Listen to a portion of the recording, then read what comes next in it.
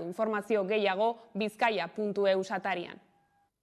Bizkaia egiten.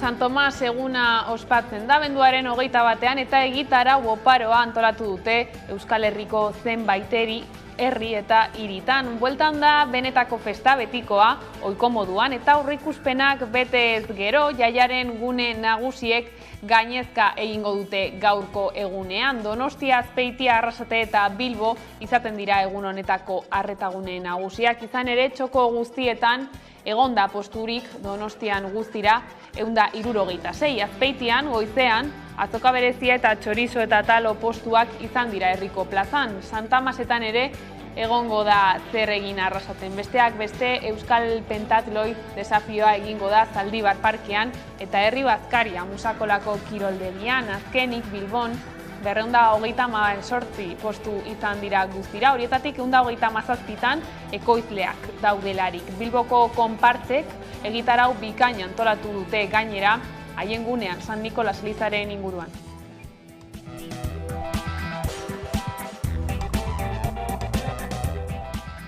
Gabon, ez da jenderik falta Bilboko kaleetan, naiz eta San Tomas eguneko azokak ez duen urteroko itxura. Aurten areatzan izan dira postu guztiak. Kenba sindikatuak aldaketa hori salatu zuen, baserritarrak baztertuta utzi baitzituen udalak. Ordea, baserritarren postuak ez dira leku aldatu dituzten bakarrak. Txosnak, Arriaga Antzokiko atzeko plazan eta Herripako kaian izan dira eta eragileek ez dute begiko izan Bilboko udalaren erabakia. Jara Durreta lankidea izan da bertan. San Tomasak ospatzen ari dira Euskal Herriko hainbat zokotan abenduaren 21 hontan eta hemen Bilbon giro paregabea dago. Goizean goizetik jendetza ikusi dugu areatza inguruetan, baina batez ere orain jendez gainezka dago. Izan ere, eguerdiko ordu puntuetan jende asko etorri da ona areatza inguruetara. Hori bai, jendeak gehien nahi duena zaloak direla argi utzi digute. Bestalde, San Tomasek ez dute beste urteko itzura hartu, izan ere, plaza berrian ez dira aizolatzoak jarri eta horrek haserrea piztu du ekoizleen artean. Edonola ere, San Tomasak ospatzen ari dira hemen Bilbon eta giro paregabea dago.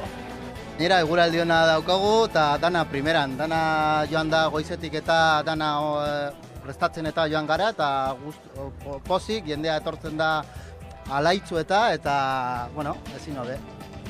Gaiz aldatuta Osakietzako zuzendari Rosa Perezekin batzartu ondoren Donostiako esiko zerbitzu buruek jakin dute beren erreibindikazio nagusiak errespetatu egingo dituela Eusko Jaurlaritzako osasun sailak eta duela 3 aste abiatutako krisia bideratzeko moduan dagoela. Horrez gain, berri egunkariak jakin izan duenez, zuzendariek eta langileek osatutako batzorde bat eratzeko bidea zabaldu da Donostian. Berez, legeak jasotzen du batzorde hori eratu behar dela eta asteleheneko bileraren ostean gertuago dago esiaren lerro estrategikoak finkatuko lituzkeen talde misto hori osatzea. Gauzak horrela, magazineko elkarrizketa nagusian korapilo askatzeko bidez galdetu diogu gaur Nerea Kortajarenari entzun. Esango nuke bilera izan da ere esnatzean elefanteak hor jarraituko duela. Ia da, Donostialdeako esian piztu den sua oso ikusgarria izan dudala eta zarata handia eragin duena, baina esango nuke hemen arazoa lehenagotik ere badatorrela, honek izan du horrelako esplosioa, baina klaro bilera batek honek horrelako egoerak ez ditula konpontzen, ez?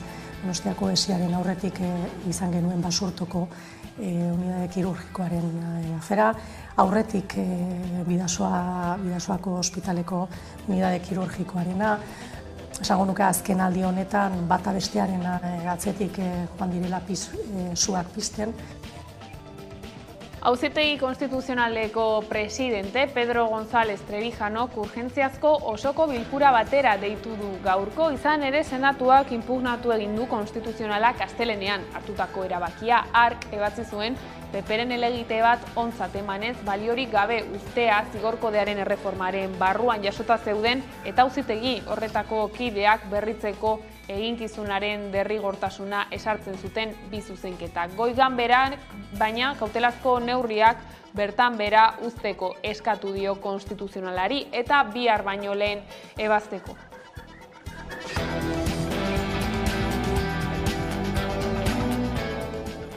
Ekonomian Amazonek aitortu egin du Europako online salmenten merkatuan duen nagusitasunaz baliatu dela, baita lehiakortasun araudiaren aurka egin duela ere. Europako batzordea 2019ko uztailean hasi zen Ameriketako Estatu Batuetako enpresa teknologikoa ikertzen. Amazonen plataforma erabiltzen duten saltzaileen datu pribatuak enpresak nola erabiltzen zituen ikertzeko. Hala bi aldeek akordio bat lortu dute. Amazonek ez du isunik jasoko, baina bere plataforman komertzializatzen duten saltzaileen datu pribatuak erabiltzeari utzi beharko dio, eta Amazon hizpide Olentzero iritsi aurreko egun esanguratsu hauetan, abenduaren 22an eta 23an, grebara dituta daude.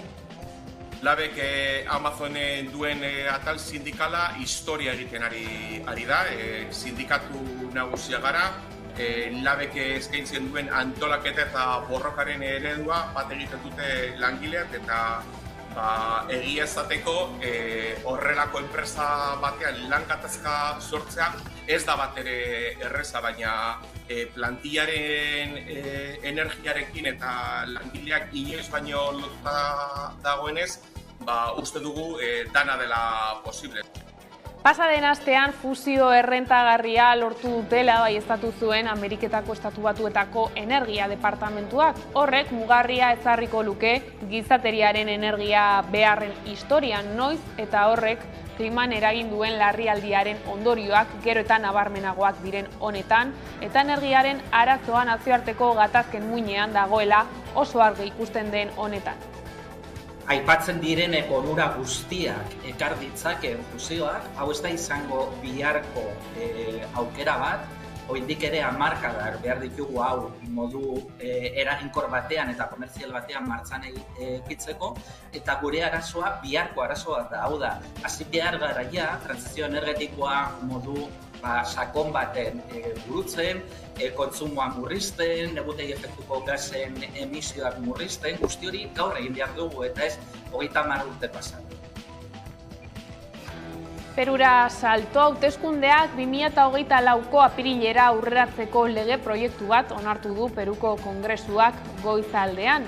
93 diputatuk konstituzioaren batzordeak aurkeztutako testuaren alde bozkatu dute, 30 kontra, eta bat abstenitu egin da. Dina Boluarte herrialdeko presidentea bozak aurreratzearen aldekoa da. Berez, 2026 arte goberna dezake, orduan amaitzen baita Pedro Castillo kargugabetuak iazko uztailean hasitako agintaldia. Joan den ostiralean hauteskundeak 2023ko abenduan egitea baztertu zuen ganberak. Duela 2 aste piztutako krisi politikoak eragindako protestetan 26 pertsona hil dira.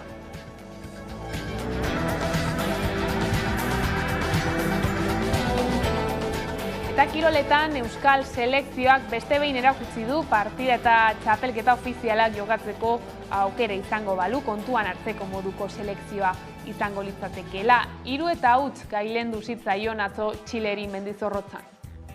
Egun bat entrenatu dugu eta egia da oso ondo jokatu dugula, demostratu dugu hemen gaudela eta horrela segituko dugu. Oso ondo gaude, denak ezagutzen geha eta hori azkenean zelaian ikusten da. Azkenean txikitatik izan dudan ametsa da eta emaitza honekin asko zoreto. Irabazi dugu 3-0 eta jendea etorri da eta oso polita izan da.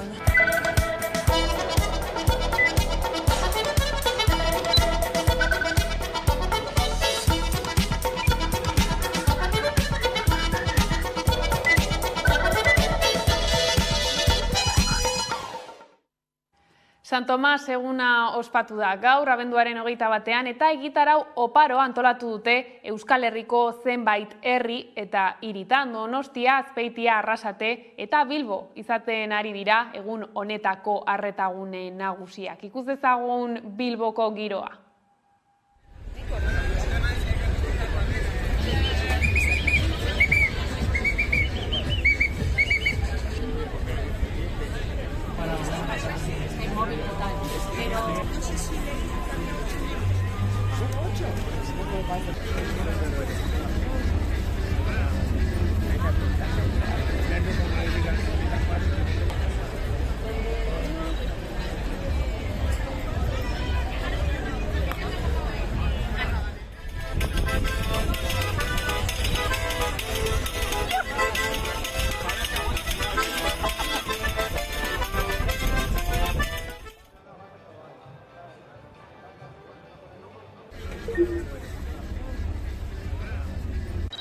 Bueno, etorri gara pizkatxo bat, arratsaldean lanera joan behar gara, eta etorri gara gaur goizean, gauza batzuk erostera, urtero erosten dugu ia berdina, niri gustatzen zait txistorra, aurten jogurtak, naturalak erosi ditugu. Orain taloa eta sidra da jango dugu eta dango dugu, eta lanera joan behar naiz, así que aprobetxatzen denbora. Gaurko plana, taloa jan, eta gero lana egitera. Ezin dut, behar bada haiek, bai. Taloa jatea. Urtean bakarrik aldugu jan bi aldietan, hasi que aprobetxago. Amaitu dut klasea oraintze bertan, atera naiz eta esan dut talo. Eta hemen kolan gaude. Bueno, beraiek bai, nik atera naiz oraintze bertan. Lagunekin egotea, talo bat hartzea eta disfrutatzea. Eta gero igual lantza egingo dugu edo, ikusiko dugu. Oraindik zontxe bertan etorri gara eta gero ziur baietz joango gara zeo zer erostera, urtero erosten dugulako zeo zer. Gaurko plana gaude hiladan hor taloa jateko, talo berezia ez daki iluna edo, baina ez daki, dastatxeko. Eta gero bueltatxo bat, ogia erosi dugu bai, eta gero etxera. Nire gaurko plana sencillito da, erosketa batzuk egin ditugu eta orain talo, baina pizka bate zaila dago gaur, talo aurkitzera. Jende asko eta postuak daude eskinetan, ez dakit. Gaurko plana, etorrenaz, Andreas eta Semiaz, da bat emate pageomiko dugu eskeize, ni neu pagetan. Eta gero horti parte zaharretik ibili apur baten, etorri gara izurtzatik, ez dakit izetuko zuen izurtza, Durango, eta egune pasetan, egune zela ondo dauen. Gaurko plana, eran da jan, da zeo zer erosi, da eguna pasat. Honetako hori zarrera emateko. Zeo zerren jau da getxa ben gorau. Gaurko plana da ikustea gauzak, jatea taloa, pizkatxo bat, edatea sidra, zagardoa, eta lagunekin egotea pizkatxin bat. Postuak ikusi, zeo zer hartu eta lagunekin egon. Bilbon 228 postu daude guztira, horietatik 137 ekoizleak daudelarik. Haiekin egon gara ikusi.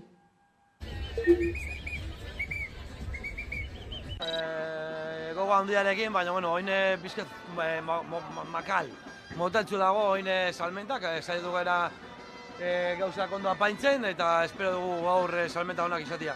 Oraindik ondo, jende pilo dago hemen. Aurten da nire lehen urtea hemen Santo Tomasen eta ondo. Eguerdian, batez ere. Nahiko ondo, eguraldi ederra eta nahiko ondo dago. Jendea etorri da erosteko gogoek. Jendea eskertzen du guk hemen egotea eta ikusten da mugimendu asko gaur.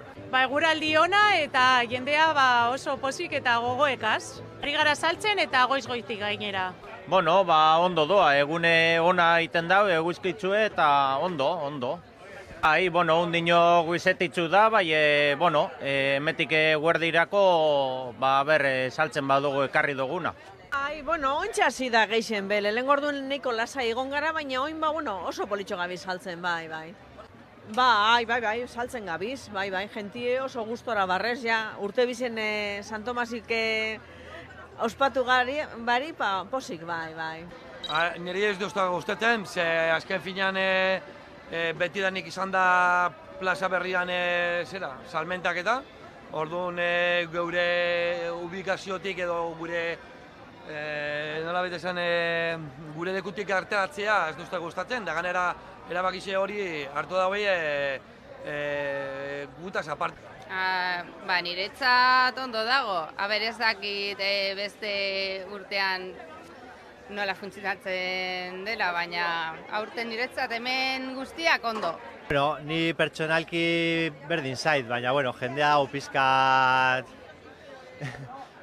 holan enfadaute edo, ez dakit nola esan, ze azkenean jende asko pilatzen da hemen arenalean eta postuak saturatzen dira asko jendeagaz. Ni adibidez beti egona alde honetan, orduan nire aldetik ez dut nabaritu desberdintasunik. Bai, hasieran eiten zan, hasi zanan eiten, eta ematen du putzu bet pena hori faltan dauelako, zango giroa. Bueno, ni urteokaz hemen egonaz, eta, hemen be jente asko egoten da, Eska jentie deskolokaute daudana dela, askoaren aleko produktori topetan, ez dakiz zenbaki daukien, da pizkatxo bat hor dabiz, bai. San Tomas egunaren bueltakoak horrela bada, egunaren baitan jendetza elkartu duen beste ekitaldi bat, besteak beste salbuezpeneko espetxe politika salatzeko elkarretaratzea egin dute Sarek eta Etxeratek Bilboko udaletxearen atarian. Bertan adierazi dutenez, aurrera begira salbuezpenarekin behin betirako amaitzeko bidean, gradu aurrerapenak desblokeatzea ezinbestekoa da. Horrez gain, Gabonetan eta urtarrilaren 7an egingo dituzten protestetan parte hartzeko deia luzatu dute. Hemen bildu gara San Tomas egunean, pizka bat urtero bezala, gaur bezalako egun berezi batean, euskal pertsoek jasaten dituzten salbuespen neurriak salatzeko, eta gainera aurten inoiz baino gehiagoa ikusita dispertsioaren bukaera hain hurbil edo ikusten dugula, ikusten dugu momentua dela hor gogor eragiteko. Hori dela eta ere hurrengo asteetan hainbat deialdi egingo ditugu bide honetan, batez ere gelditzen diren 13 preso horiek euskal espetxetan egon arte, eta batez ere zita garrantzitsuak ditugu abenduaren 31an Basauriko espetxean eta urtarriaren 7an Bilboko mobilizazioan, aurten gainera, esan dudan bezala, berezia izatea espero dugu dispertsioaren azken mobilizazio bezala edo, espero dezagun horrela izatea. Antzera, gaurko eguna protestarako baliatu dute ere Bizkaibuseko 5 enpresa azpikontratatuetako beharginek. Aiara Durretak azalduko digu. San Tomas eguna ospatzen den honetan Bizkaibusen greba eguna dute 5 enpresatik 4 enpresetan. Hala lanuzteak egin duzte eskualdeetan eragin handia izan du Bizkaibuseko grebak. Izan ere ezkerraldean, mehatzaldean, Zorierrin, Eske Enkarterrietan, Busturia, Lehartibain eta Mungialdean lanuzteak egin dituzte. Izan ere, grebalariek eskatzen dute Durangaldeko langileek lorutako hitzarmen berdina izatea. Eta Bizkaiko Foru Aldundiari erantzunkizuna eskatu diote. Hau da, lan gatazkan esku hartzeko aldarrikatu dute. Bilboko 7 kaleak barren aldiz, kalejira egin dute zahar egoitzetako grebalariek, ELA sindikatuak deituta. Datorren ostiralera arte irango duen greba egiten dabiltzan langileek, euren ratio egoitza publikoetan parekatzea eskatzen dute, besteak beste, baita bajan dauden langileak berehala ordezkatzea. Langileak haserre agertu dira egoitzetako egoeraren aurrean, Aldundiak agertu duen axolagabekeriagatik, eta argi utzi dute aurreko hitzarmenean bezala berriro greba egin behar badute, egingo dutela. 2016ko greba historikoa izan zen sektorean, 377 egunetik gorako lanuztea izan zelako.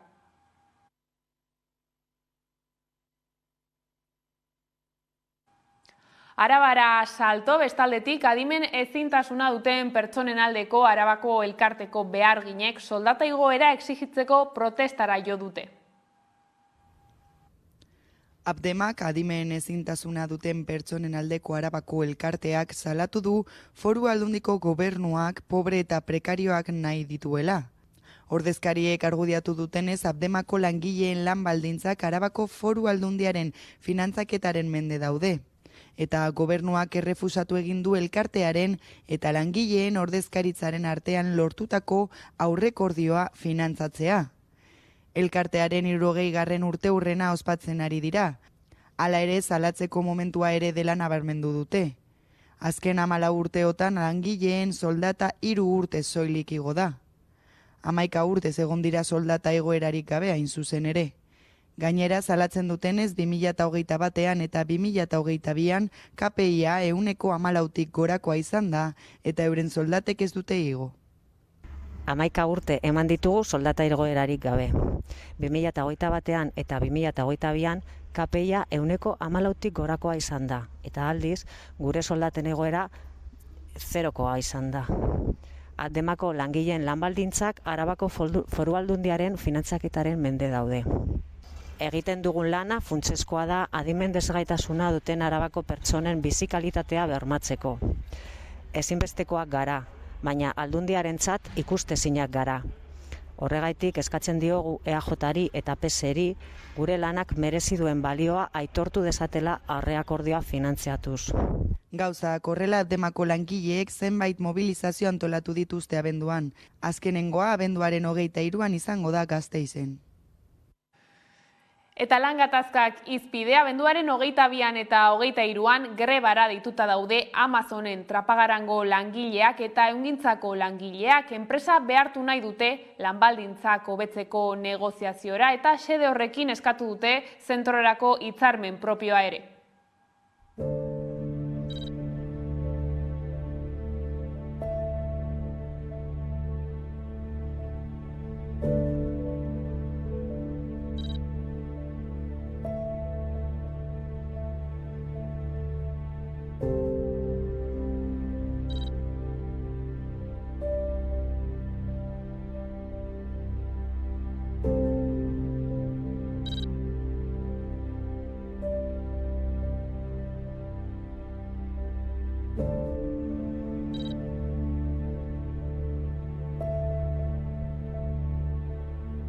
Prekarietatea Amazon inguruan nonahi topa dezakegu. Azpikontratetan prekarizazio maila hori zoritzarrez igotze dutela. Estatutuko mai mezularitza hitzarmen kolektiboa erabiltzen dute, lanbideen arteko gutxieneko soldata kobratzen dute eta autonomo faltsu eta ETT-en bidez kontratatzen dutela, baina.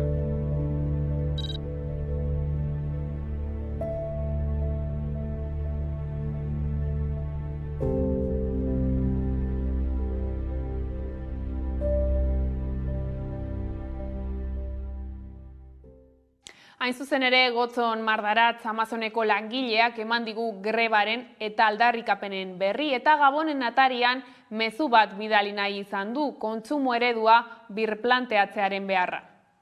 Salatzen duzuenez, besteak beste, Amazoneko langileek ez dute hitzarmen propiorik. Lan baldintzak ere oso prekarioak dira eta aldi baterako lan enpresen bitartez betetzen dira gaixoaldi guzti horiek. Hainbat eta hainbat aldarrikapen horiek besteak beste nolakoak dira trapagarango Amazoneko langileek dituzten lan baldintzak? Zorretzarrek lan prekarietateak nahi bezala dabil Amazonen adibide pilo dekogu.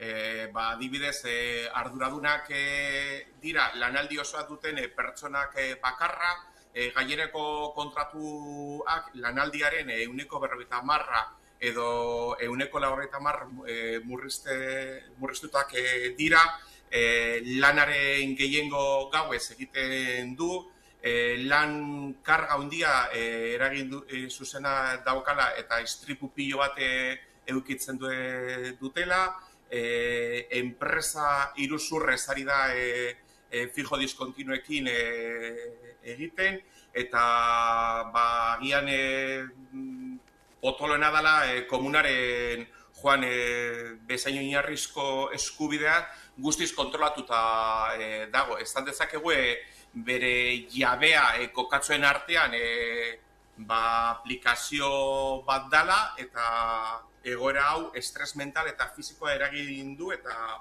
horrelako langile osasun arriskuak jartzen du estres eta antsietate eragindako patologiarekin.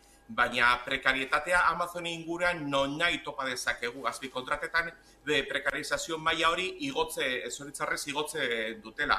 Estatutuko mai mezularitza hitzarmen kolektiboa erabiltzen dute, lanbideen arteko gutxieneko soldata kobratzen dute eta autonomo faltsu eta ETT-en bidez kontratatzen dutela. Baina hori gutxi balitz, langileak legez kanpoko legapen ari dago eta horrek argeiago prekarietzatzen du lan harremanak. Adibidez, Amazonek ordutegiak ezertzen dizkie eta Amazonek bebai zigorra jartzen dizkie subkontrataren langilei eta Amazonen lan egiteko bere aplikazioak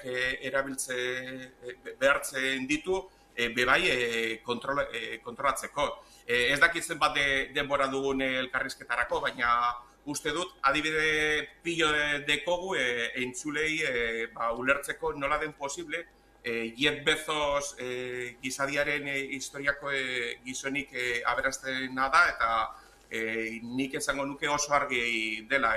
Langile klasearen esplotazioaren esker, ingurumenaren eragin esker eta bere ingenieria fiskalaren esker. Hori da Amazonen, zer den prekaritatea Amazonen borobil batean, eta batean. Bai, jakina da, ez da, Amazon bezalako erraldoi batik zenolako langileen eskubide urraketak egiten dituen, ez gurean bakarrik munduan zehar, zuk ere zerrenda luzea aipatu eta azaldu duzuna, eta hala ere, aurreko hilabetean Black Friday delakoan egindako greba izan zen, Europan lehena, zenolako irakurketa egiten duzu? Gure irakurketa oso argi dago. Labek Amazonen duen atal sindikala historia egiten ari da, sindikatu nagusia gara, Labek eskaintzen duen antolaketa eta borrokaren eredua bat egiten dute langileak eta egia esateko horrelako enpresa batean lan gatazka sortzea ez da bat ere erreza, baina plantillaren energiarekin eta langileak inoiz baino lotuta dagoenez, uste dugu dana dela posible. Adibidez, ez aipatu duzuen moduan, joan den Zindebermondai 24 orduz jarduera erabat gelditu zen, eta 300 furgoneta baino gehiago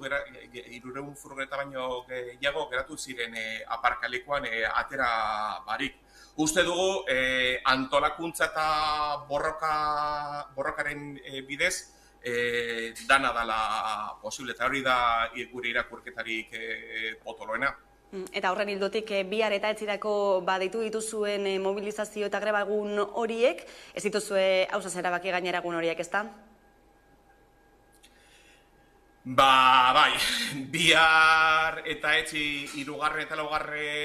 egunak izango dira, eta beti, zuk esaten duzu moduan, beti aukeratzen dikutugu pakete gehiago dauden datak, Zibermondai lehen aipatu duen bezala, edo Gabonak esaterako. Zuek kontuen hartzeko, datozen 2 egunetarako 50.000 pakete inguru iretziko dira Trapagaranera. Así que gomendio bat edo Maridomingi eta Olentzerori eta Galtzagorriari mezu bat bidali nahi diogu. Guk argi dugu borroka sindikala funtsezkoa da lan baldintzak duintzeko, baina kontsumo eredua birpentsatu behar dugu eta ezinbestekoa dala. Así que mesedez pentsu birritan eta kontsumitu zure auzoan. Uste dugu auzoko merkataritzan ez duela arazorik izango entregarekin. Ordea, lanpostuak berma ditzala exigitu diote sindikatuek Siemens Gamesari. Iruñean gaur bertan izan dute enplegu mailaren azken bilkura zuzendaritzarekin eta oraindik ez dago akordiorik. Hala ere langileek argi utzi dute ez dutela kaleratzerik onartuko. Irailaren 29an Siemens Gamesak iragarri zuen Euskal Herrian eta Espainian 475 lanpostu kenduko zituela. Horietatik 352 Zamudioko egoitza nagusian, Sarrigurengo ikerketa eta ingeniaritza zentroan eta Madrilen izango dira. Egoera hori aztertzeko orain arte izan dituzten enplegu mailaren bileretan, zuzendaritzak ez du argitu kaleratze horiek non egin asmo dituen.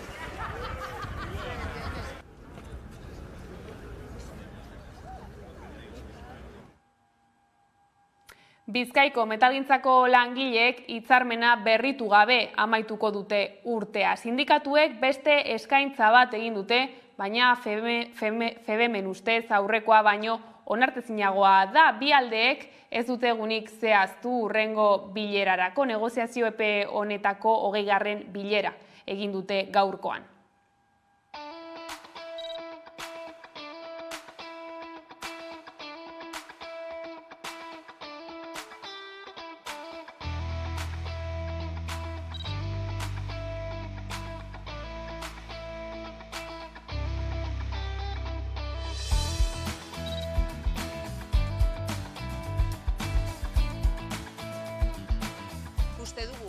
mugimendu garrantzitsuak egin ditugula, akordioa posibilitatzeko. Beste mugimenduen artean, soldata igoeretan onartzen dugu patronalak proposatzen duen formula igoeretarako, baina eskatzen igoeretan, kantitate edo portzentai gehiago.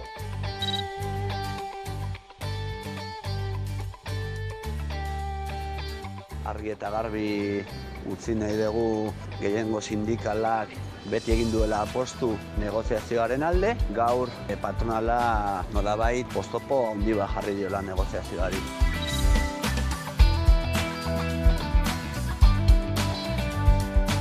Hemendik aurrera ez daukagu bilera berririk, sindikatu bakoitza bere delegatuekin eta afiliazioarekin eta militantziarekin elkartuko da, eta ikusiko dugu hemendik aurrerako izango ditugun aurrera pausoak.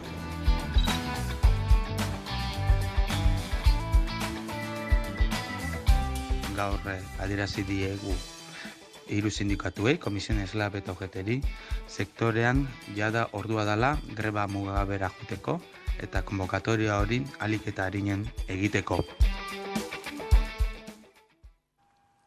Gai aldatuta, ekainean Nafarroan izan ziren suteek 15.000 hektarea kiskali zituzten ager eremuan. Errigorak bertako biztanleekin batera auzolanerako deia egin zuen eta 85.000 euro bildu dituztela azaldu du asteazken honetan ekimenaren kide den Ibai Sueskunek.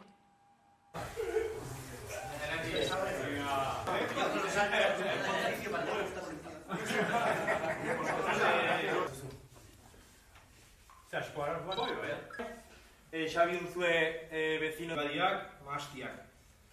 Errigorak ere, lelopean kanpaina zoiko eta urgentziazkoa izan zen. Bildu genituen. Kultura eta kirol munduko lagunen babesak laude eta udale. Baina erreskuratuz. Helburu argia da. Aurtengoa izan dadila. Itzailea, Patxiku Irizarri enen Nafarroko idazkari nagusia. Lehenengo bultzada bat da hau. Gero beste eragile eta erakunde batzuk ere inplikatu eta proiektua bi eta berriekin egitasmo berriak ere sor daitezke. San Martin de Us eta Usuen udaberrirako erneko diren kimu berriak ditugu horren adibide. Ertzaintza estensiboa sustatzea, ganadua izan dadin. Bertuituko da bildutako dirua. Tinen kasuan 4 hildo irekiko dira. Batetik bide berri bat herriaren gailuen sarbidea errazteko agroekologikoak eta agroforestalak landu.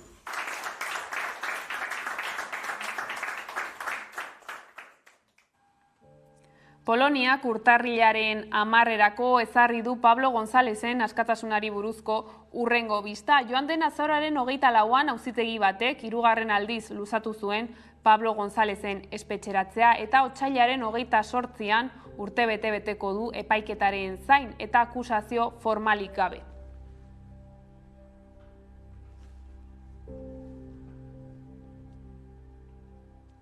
Gaiz aldatuta berriz aipatu dugu lerroburuetan ere, konstituzionalak premiazko bilkura deitu du gaur arratsalderako senatuak jarritako helegitearen ondotik. Auzitegi konstituzionala berritzeko bide parlamentarioa eten ostean senatuak helegitea jarri du eta hori abenduak 22 baino lehen ebaztea eskatzen da. Pedro Sánchez Espainiako presidenteak urteko kontrolerako azken saioan peperi aurpegiratu dio oso urruti joan dela konstituzioaren aurka eginda, Kuka Gamarra popularren bozeramaileari erantzunez.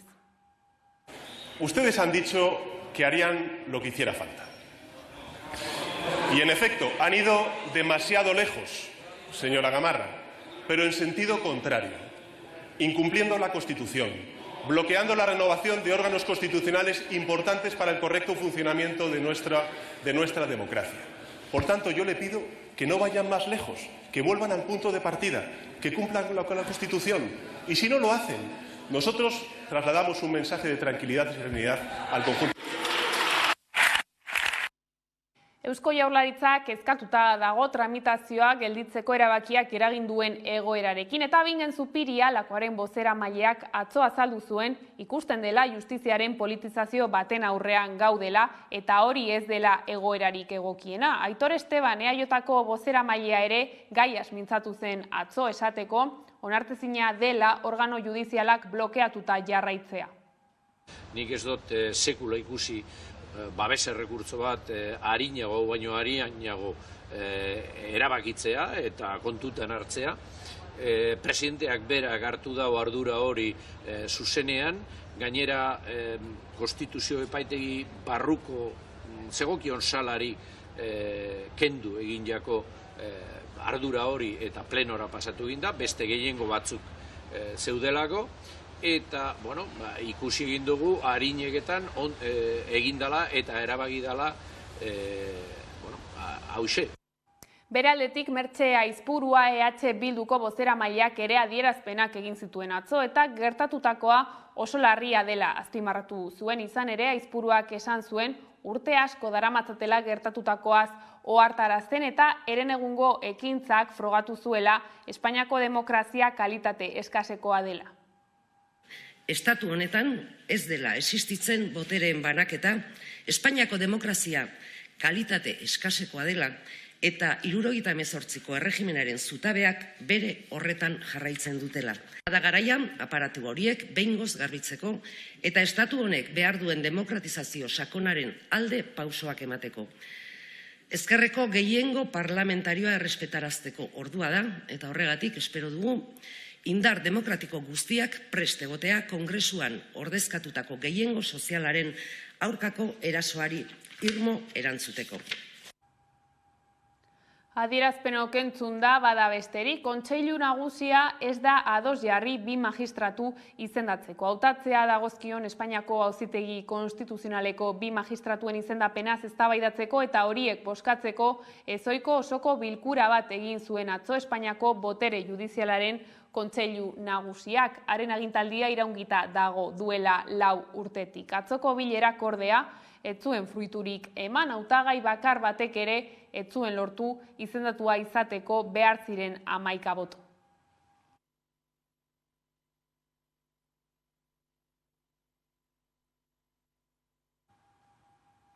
Nerea Kortajarena EH Bilduko legebiltzarkidea elkarrizketatu dugu gaurkoan 11 telebistan. Nabarmendu du Donostialdeko esian orain piztu dela sua, baina salatu du arazoa lehendik zetorrela entzun.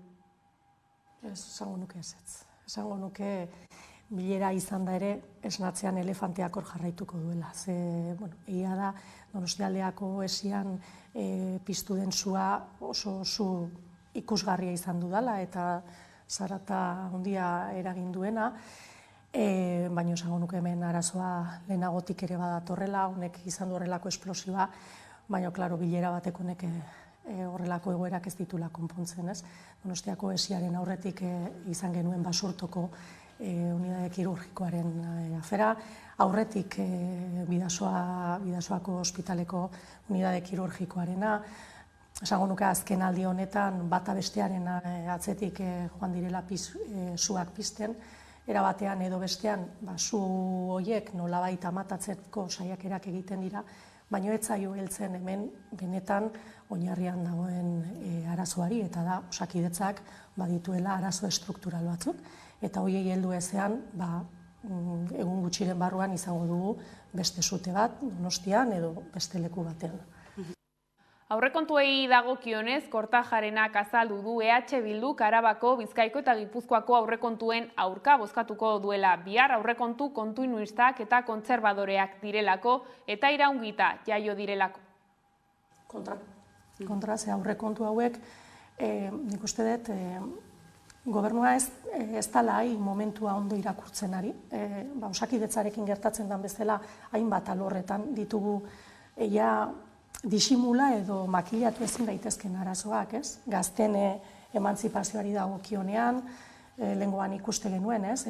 Emantzipazio Europakoa, emantzipazio adinik altuena dugu. Ikusi dugu nola 10 urtean izugarri aldatu gutxitu diren gazteen soldatak, ez? Eta ikusten dugu baita ere gazteek beren soldaten 80% bideratu behar dutela etxebizitza bat erostera. Eta horren aurrean planteatzen zaiguna da, neurri izar bezala planteatzen zaiguna da, pentsatzen ari diren neurri bat. Etxebizitzari dagokionean ere, uste dut, izugarrizko igoera baten aurrean gaudela, eta ez dakiz zer gehiago gertatu behar den, prezioak ikusita, ulertzeko, erabakiak hartu behar direla eta neurriak hartu behar direla etxe bizitzaren prezioari muga bat jartzeko, eta hori bestela beste hainbat arlotan, ez? Eta aurrekontu hauek ez diote egoera horri erantzuten. Nolabait hemen irudidu berdin dela ze pasatzen den herri honetan, pandemia bat edo inflazioak eragiten duen krisi izugarri bat, aurrekontuek beti jarraitzen dutela eskema berdina, ez? Eta hemen araua dela disiplina presupuestarioa mantentzea, ez? Eta egoera horretan aurkeztu zaizkigu aurrekontu batzuk oso kontinuistak direnak eta oso konservadoreak direnak, eta gainera aurkeztu baino lehenago kadukatuak jaio direnak, ez? Ze ikusi genuen aurkeztearekin batera sailburu batek, Arriola sailburuak, esan zuela, berak garraioan ematen ziren deskontuak mantentzearen aldeko autua egingo lukela, eta gainera aurrekontuetan bazegoela margena, ez? Ikusi genuen beste sailburu bat aurrekontuetan ez zegoen neurri bat iragartzen aurrekontuak aurkeztu eta astebetera, ez? Horrelako gauzak ikusi ditugu prozesu honetan, eta ikusi dugu baitaren nola Jaurlaritzak gero ibili behar izan duen negozia ezin diren zenbait gauza, aurrekontu horietan zuzenketak egin ahal izateko, ez? Hauek kadukatuak jaiotzen diren aurrekontu batzuk dira, aurrekontu handienak bertzela iragartze zaizkigunak, lehen urtean gastatu denaren gastatutakoa baino txikiagoa da, 85 milioi gehiago ejekutatu da urtean zehar, oraingo aurrekontua baino. Beharrak agerian dago goraka egiten ari direla, ikusten ari era Osakidetzan, etxebizitzan eta hainbat alorretan.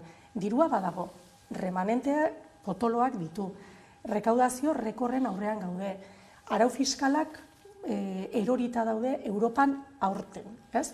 Ematen dirako elementu oso importanteak benetan duguna egoerari politika publikoetatik erantzuteko. Eta falta da elementu garrantzitsu bat, eta da ambizioa eta lidergoa. Eta hori egon ezean,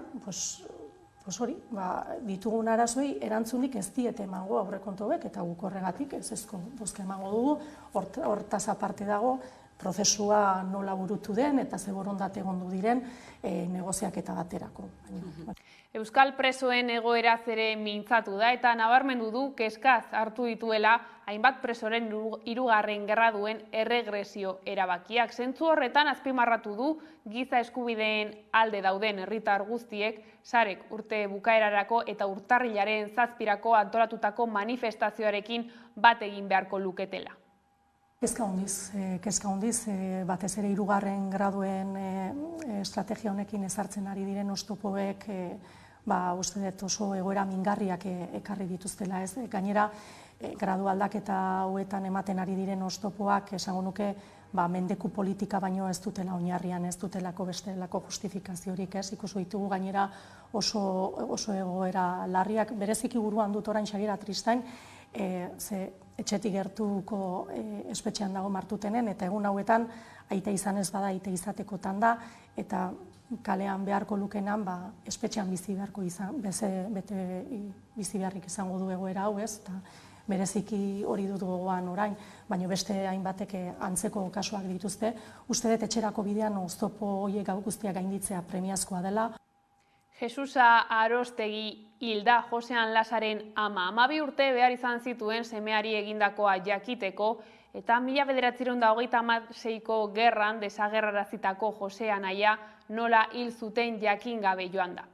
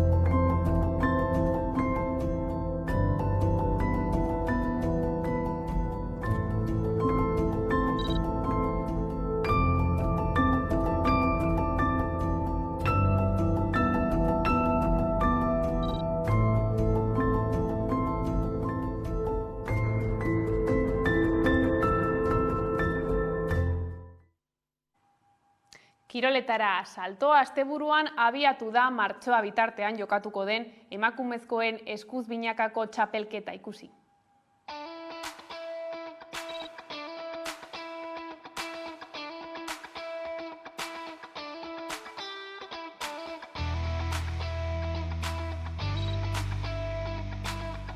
Txapelketan promozio mailan eta lehen mailan hariko ga, promozio mailako 4 bikote ongo die eta lehen mailako 8 bikote.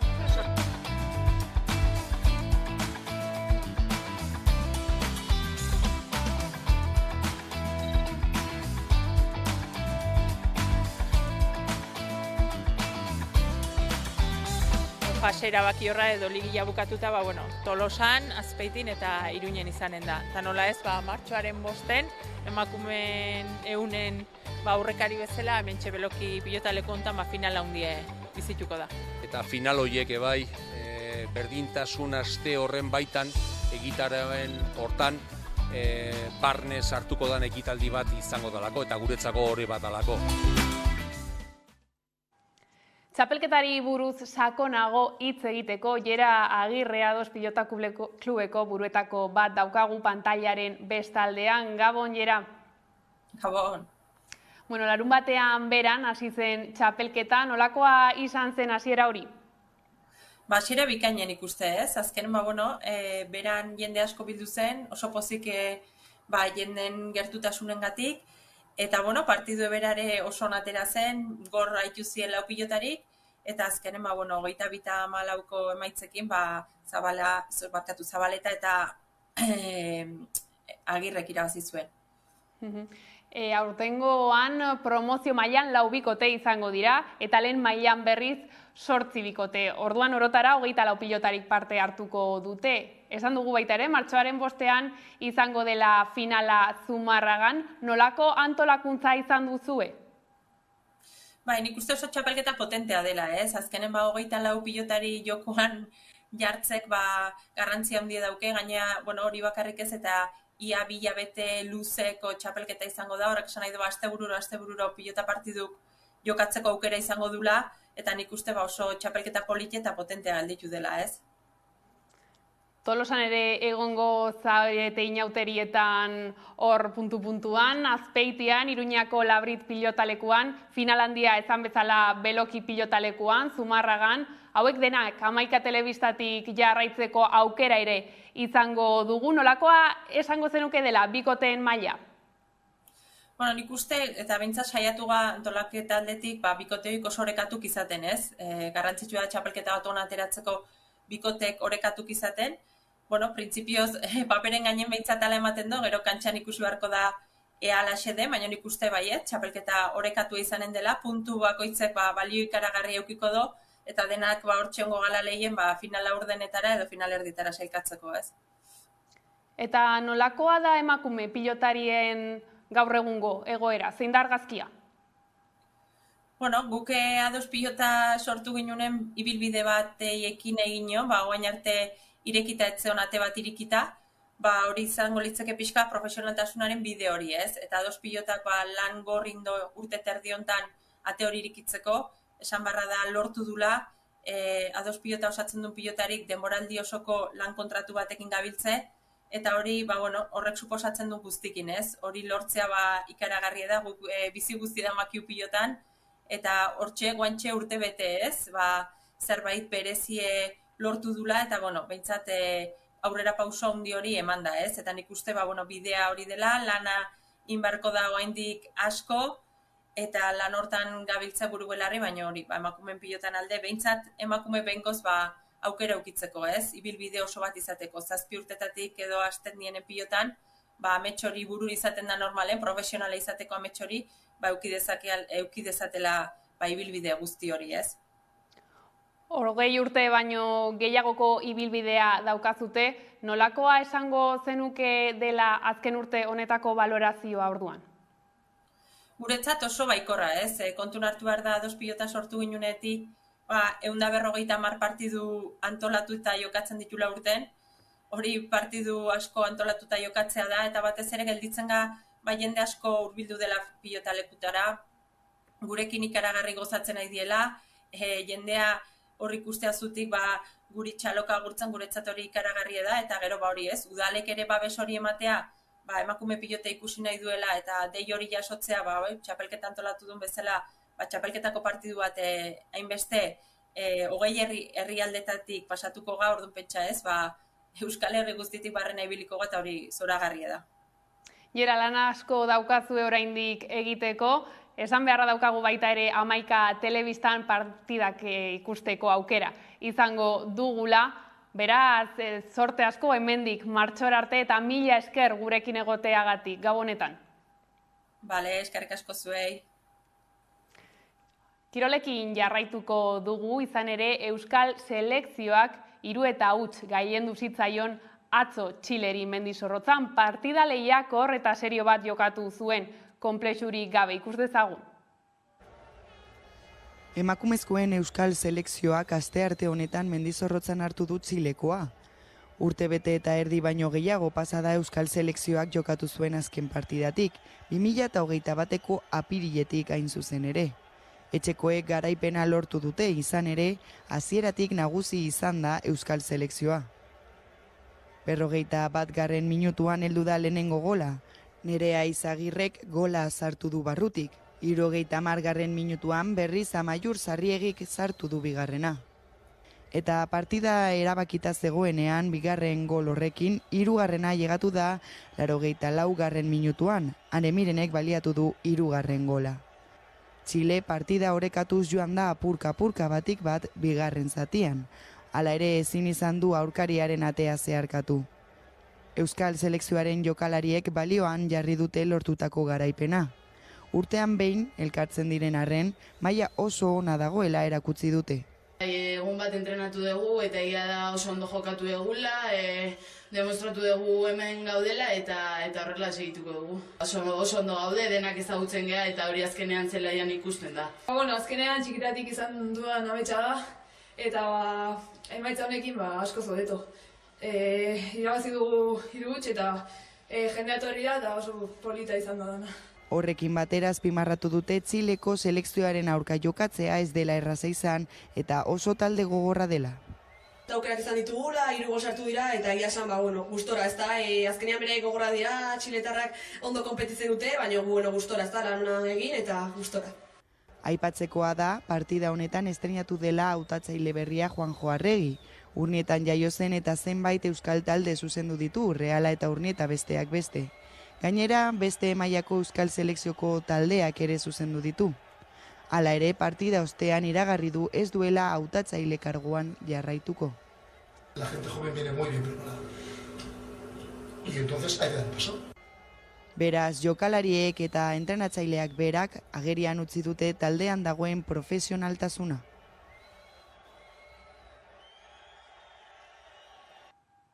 Biharko musika zuzenean saioan Nize taldea izango da protagonista, haiekin izan da Koldo Otamendi aurkezlea, ikus dezagun aurrerapen bat.